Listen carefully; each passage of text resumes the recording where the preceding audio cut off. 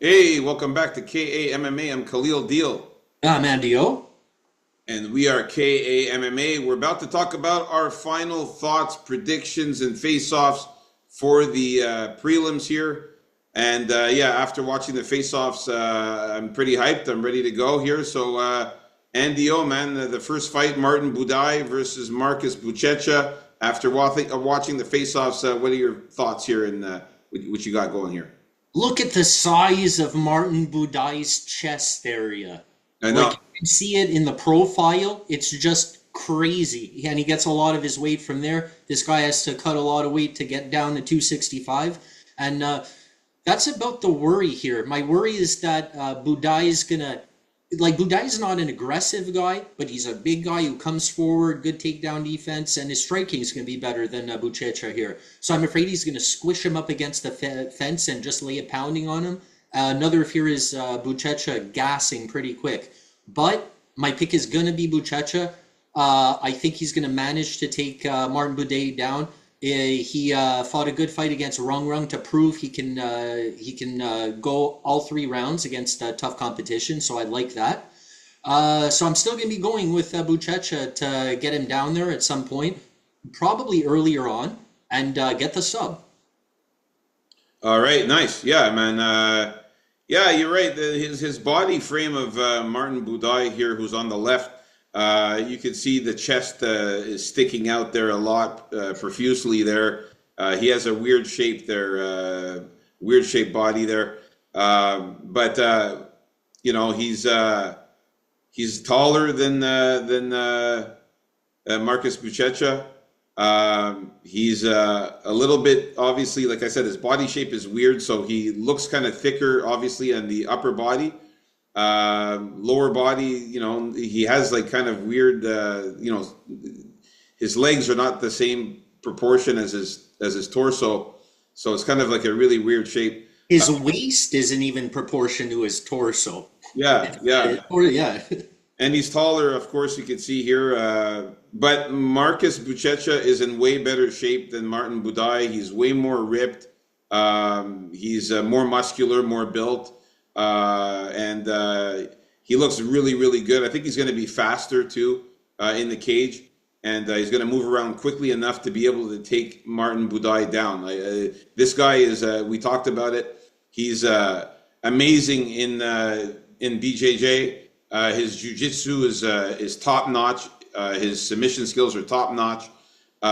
You know, the guy's a 4th-degree black belt in Brazilian jiu-jitsu, so there's no way that he's not going to be able to take Martin Budai down to the ground. Once he does that, I know he's going to move around quickly, scramble around looking for the submission. So I'm still sticking with Marcus Buchecha to win here, and I have him winning. I put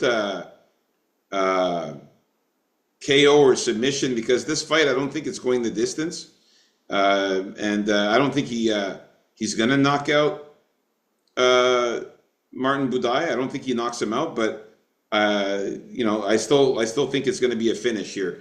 The submission or ground and pound knockout. If it's going to be a knockout, he's going to be on top of him, just wailing away with punches, or he ends up getting the submission. All right, we're still in agreement with the first fight of the prelims. Let's move on up to the next fight here. All right, we got Mohamed Yahya versus Stephen Wynn, the ninja. So for this one here, man, I gotta say, Mohamed Yahya, I know he's got the flag covering himself there, but he does not look really that great in shape. He looks like a regular guy, you know, not very built or anything like that. Just looks like a regular guy. He's slim, of course. He has no muscles. He's not. There's no definition to him really. He's got no muscles. He's not built. He's just a regular slim guy. Whereas Stephen Wynn, he's super muscular and built, as you can see here in the picture there. He's ripped. He looks much stronger. And yeah, this face-off, he looks very serious here, as you can see. So yeah, give me Stephen Wynn to win by knockout or a submission. I think this fight does not go the distance either. I think he finishes Muhammad Yahya either by knockout or sub for sure. Yeah, I'm taking Nguyen over Yaya in his non-defense here. Nguyen also has an interesting defensive style when he's blocking kicks himself. Not sure if he's going to put him away, as I thought before. So I'm still going to stick with 50-50 knockout or decision for win here. All right, so we're still in agreement with the I second. don't think Yaya is UFC caliber, really. Yeah, same here, man. I really don't. And like I said, I didn't like the way he looked at all here coming up in these face-offs. So, yeah, we're still in agreement with this one. Next fight, we got here Ibo Aslan against the Billy Elikana. Here, I'm going to have to go with Ibo Aslan because I think he's going to be too physical and his shots are going to hurt too much for Ekalana here. Ekalana himself, he has the volume, he has some kicks going on, but I don't think he's going to be willing to take down Aslan. We've seen from Elikana that he's not gung-ho about his takedowns, and that's the way I think he has to approach his fight. If he can get Aslan down there, it's looking a lot better for him, but I don't think he's going to make it a priority, and I think before he does, Aslan's going to catch him with a big shot. So give me a Aslan by knockout, 70% or 30% decision. All right, so yeah, I'm still in agreement with Ibo Aslan as well here, but I was kind of like going back and forth here, man. I was looking at Billy Elikana. He's in really, really good shape, this guy. He's also slightly taller than Ibo Aslan, but he's in very good shape. He's ripped, he's muscular, he's built, he looks really, really good. Ibo Aslan, too, looks really, really good. These guys are about almost the same size. Ibo Aslan has the gyno titties there a bit, so that looks like he's on, on that juice there. Always makes those kind of weird titties there in his chest area. But he is still in very good shape. But I think he's going to be stronger than Billy Elikana here. I think he's going to be able to hit harder, stronger punches. That Turkish power that he has, Ibo Aslan. The Turkish power, man. Those guys from Turkey, man, they have like this crazy power. And I think that he's going to be able to catch the chin of Billy Elikana, knock him out on the feet or even on the ground. But he has to be careful. Billy Elikana does know how to scramble on the ground there, and he does know how to get takedowns. He does have a bit of a submission game as well. So he just has to keep this fight standing, Ibo, and be careful. But yeah, I'm going to stick with Ibo Aslan to win by knockout or decision in this one. All right, so we're still in agreement with the first three fights of the prelims. Let's get to the next fight. Next. All right, we got Amanda Ribas and Tabitha Ricci here. Man, for this one here, I was a little nervous. Obviously, this is going to be a close fight, man. I think it's going to be a very close fight. I think the line was way too wide for me to really think that Amanda Ribas is going to run away with this here. The odds are kind of saying that, but I don't think it's the case. I think it's going to be a much closer fight than the odds are saying. Amanda Ribas, of course, is taller than Tabitha Ricci. We could see here she's in good shape as well. Tabitha Ricci, a little bit more muscular, though, a little bit more ripped and built, I find, than Amanda Ribas. But, of course, Ribas does have that height advantage there. I'm still going to go with Tabitha Ricci, man. I really think that Tabitha Ricci can get this done. I think that this is a dogger pass type of situation as far as betting is concerned. And as far as the pick, I still think Tabitha Ricci can get it done. This is a girl that's beaten a lot of very, very good fighters. Gifted decisions. She's won decisions. The fighters that she's lost to have been top-notch, like Zhao Ninian and Lupita Godinez. I mean, these are top-notch fighters. And again, Amanda Ribas, back-to-back losses there against Luana Pinheiro and Mackenzie Dern. I think Tabitha Ricci has a chance to win this one, man. Give me Tabitha Ricci by decision here. I like the way Amanda Ribas came out here. If you look back at all her other face-offs, she has that classic pose there, that angry, stoic, classic pose. But in this one, she was moving all over the place. She looked really pumped up and looking forward to the fight here. I think she had it in her mind that she has to finish this bitch because she doesn't want Ricci to get any more to get a decision victory here, an unearned decision victory here. I think it's likely though that this is gonna go to decision, but I don't see a robbery decision going to Tabitha Ricci here. So I'm still gonna have to pick Rivas, who's better at submissions, is more of a threat for the knockout on the feet, and I think her scrambling can work for her against Tabitha Ricci's more top control grappling. Also, I don't think Ricci's a knockout threat because I do think Rivas is a little chinny. So give me Rivas here by, I want to say knockout or submission, but I really can't. I think it's going to go to decision because Ricci's such a decision machine. So give me decision or knockout for Ricci. I'm actually going to call submission or decision for Tabitha Ricci, by the way, because she does have some submission skills there too. So I got decision 80% or 20% knockout for Rivas.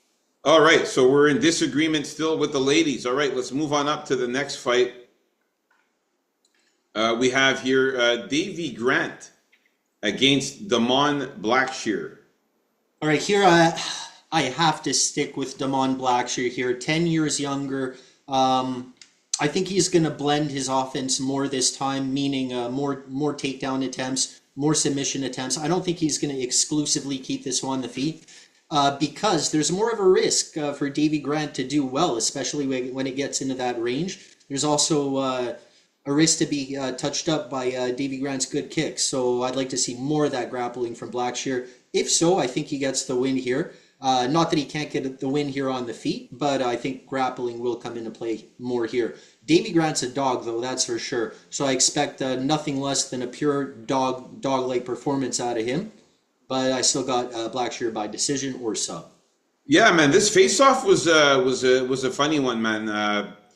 Anyways, I'll talk about what happened at the end of this face-off here. But what was funny about it?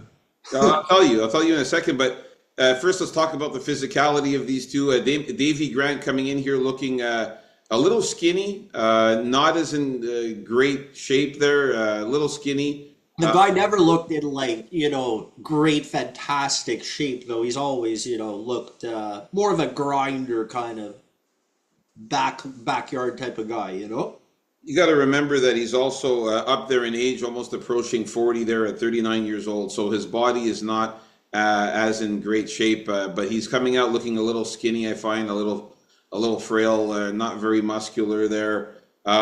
And Damon Blackshear is the opposite, totally in great shape, bigger, super ripped and muscular and built, bigger than Davy Grant. Now, I found what's funny in this one is that Davy Grant went to shake Damon Blackshear's hand, and Damon Blackshear just stared him down and looked away and walked away. That's right.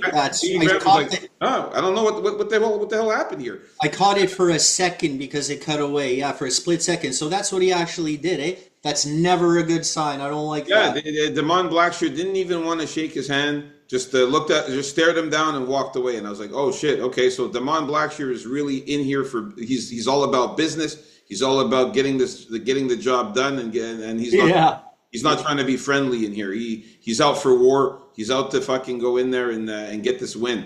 I think this fight's going to be.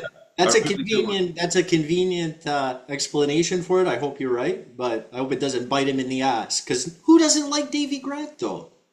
Listen, I don't know, man. I think Damon Blackshear is just all about that business. He doesn't even want to be too friendly here. And as far as this picture is concerned, I want to make this clear.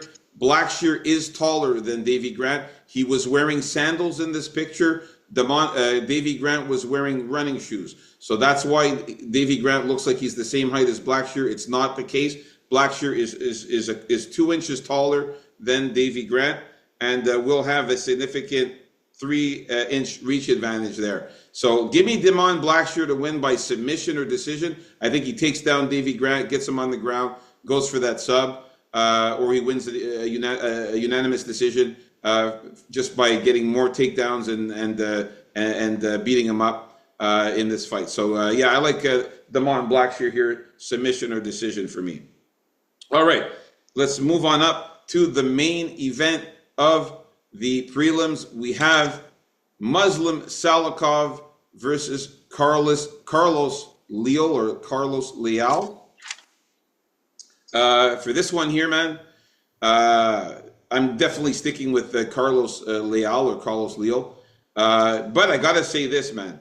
Muslim Salikov actually came out here looking in better shape than I've normally seen this guy. You're right.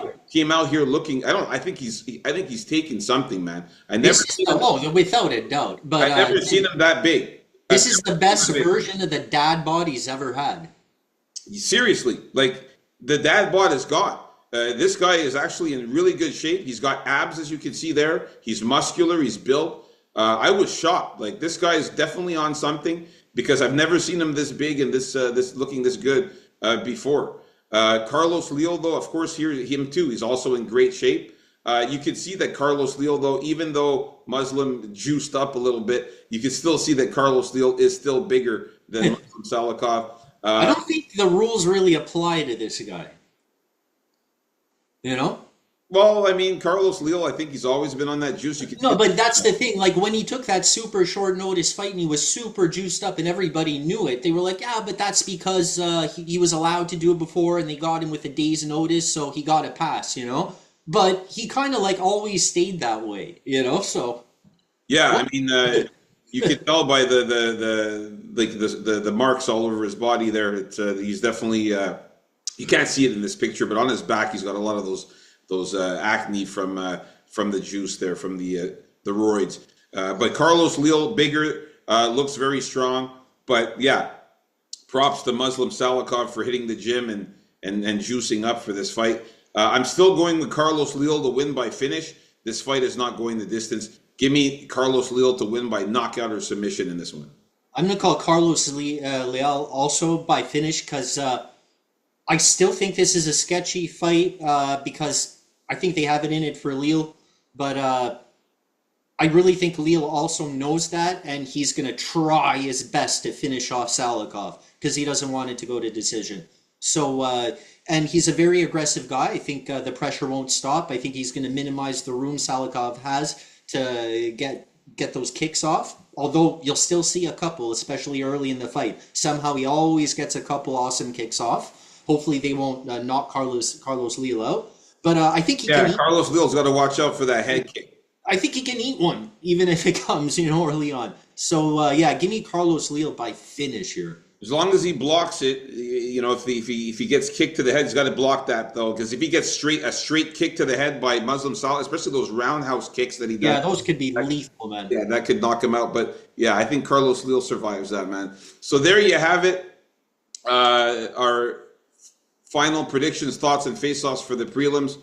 Me and NDO disagreeing on only two fights in this one here. Disagreeing on obviously the ladies, and disagreeing on wait, did we disagree on no, just one, eh? I don't know. Yeah, we just disagreed on one fight. It was just the ladies, because you have Carlos Leal, you have Blackshear, you have Ibo Aslan, you have Stephen Wynn, and you have Marcus Buchecha, right? There you go. Yeah, so only disagreeing on one fight in the prelims. I like that. All right, so everyone, we have our main card coming up next, so you don't want to miss that. Everyone, like and subscribe, and leave a comment or two. Peace out. KAMMA, let's get it.